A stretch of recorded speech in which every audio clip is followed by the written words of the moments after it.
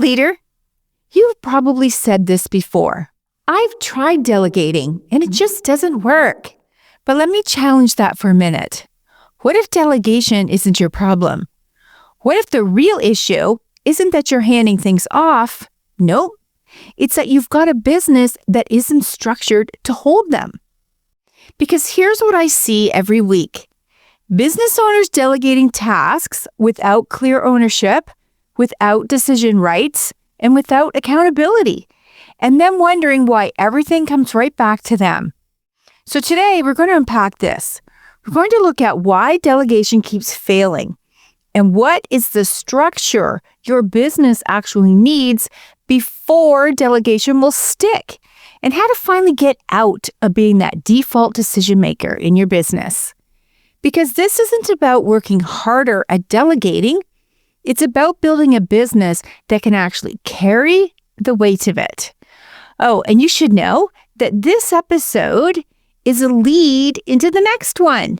Think of episodes 415 and 416 as a pair that will fit nicely together to help you elevate who and how your business runs without you holding it all together. Welcome to the Stacking Your Team podcast, smart leadership for women who mean business.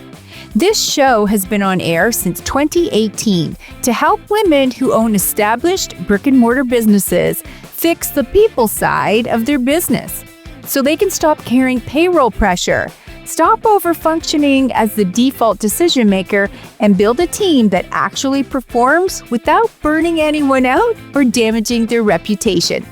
I'm your host, Shelli Warren.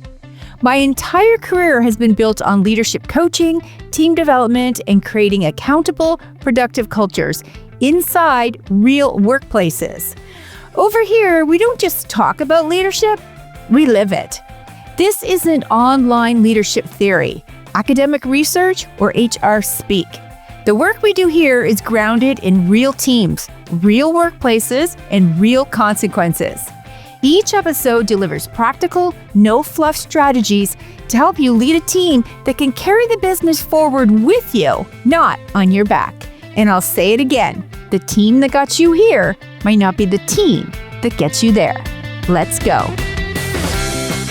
Welcome back to Stacking Your Team, the podcast for women who own established service-based businesses and are ready to step fully into their leadership role. If you've ever said, I need to delegate more, I just need better people, I wish my team would take on more ownership, then hold tight.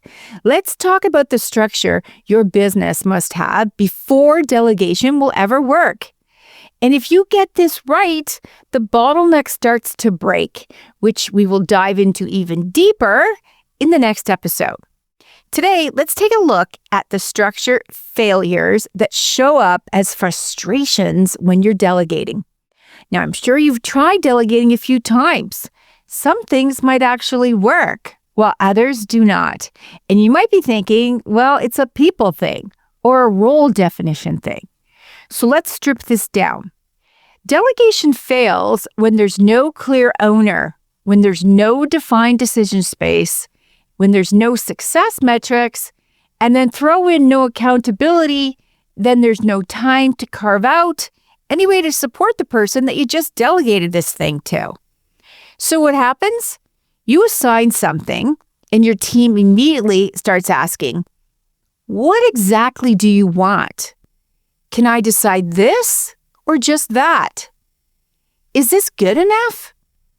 Should I run this by you first? And then just like that, the work is technically delegated, but the responsibility is still yours. That doesn't sound very helpful, does it? Here's what's missing. You know the old saying, if everything belongs to everyone, it belongs to no one? That is still so true. Having a set structure for how you delegate sounds like this. This person owns this outcome, not let's all keep an eye on that. Effective delegation ensures your team knows what they own outright, what they can recommend on, and what they escalate. And then, of course, who should they escalate anything to? Without this structure, they'll default every decision right back at you. And then, yes, you guessed it, you're still exhausted and your team is annoyed. When we delegate something without any metrics, your team will start to guess, what is it that you want? And there's the risk of them thinking that they're doing a great job, but in reality, it's hit and miss as to whether or not they'll delight you, especially if you don't have any standards set or documented. Having a structure, well, it defines what success looks like, how it's measured, and when the results will be reviewed. Now, this doesn't mean random check-ins or saying things like, let me know how it's going. Nope, it's a set of drum beats for review, feedback, and making any adjustments. Not blowing your top at the 11th hour because something was done that didn't meet your expectations. Now, this is where owners sabotage themselves. You delegate something, but you don't create time to review the work, coach the person, or strengthen the system. So quality drops. You feel disappointed and frustrated, so you take it back. And then your team members are disappointed and frustrated too. Once you have that structure in place, delegation of any kind of task, whether it's a project or an activity, some kind of result, it should look like this. Full ownership transfer. Not just the tasks, but the full intended outcomes. I'm talking about KPIs. Everything is not routed through you. Instead, you have the right level of decision-making mapped out for the owner to know in advance of taking it on. Your team member is not feeling their way through it.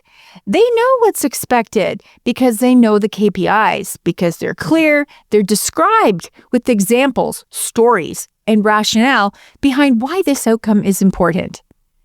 You are informed, not embedded into the process.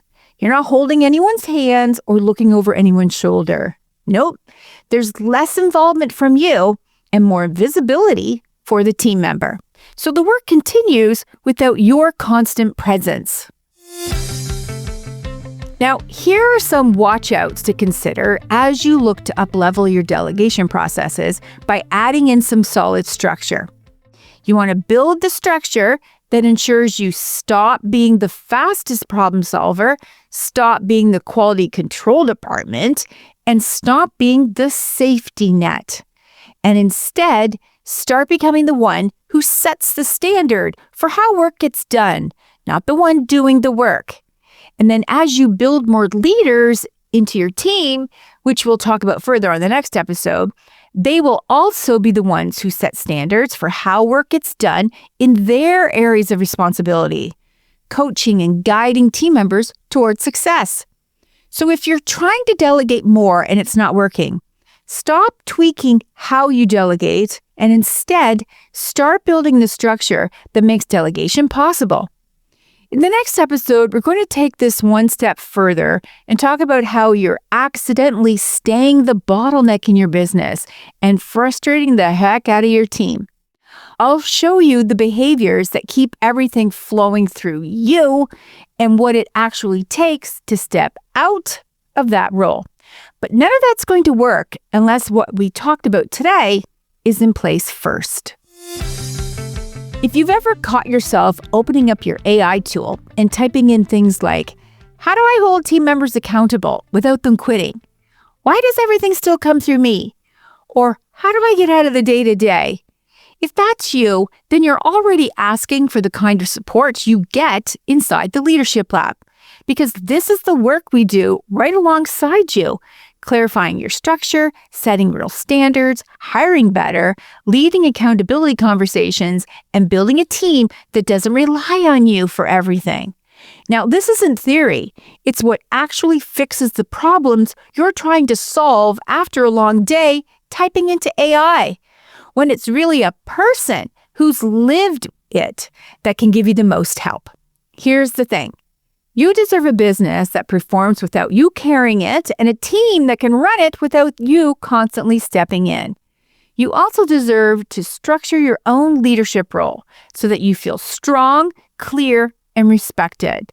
You don't have to figure this all out alone. I'm here for you. If today's episode helps you see your leadership in a new way, I'd love to hear about it. Come connect with me on Instagram, where I'm at Stacking Your Team, and tell me what's troubling you about your team right now. And hey, if you're tuning into this podcast because you work somewhere and you want to develop your leadership skills, I invite you to start following our sister company, Thousand Islands Leadership Consulting. Check us out on Instagram or LinkedIn so you can chart your course to the next level of leadership. This is Ellie. Come back next Tuesday. My Mimi will have another episode for you.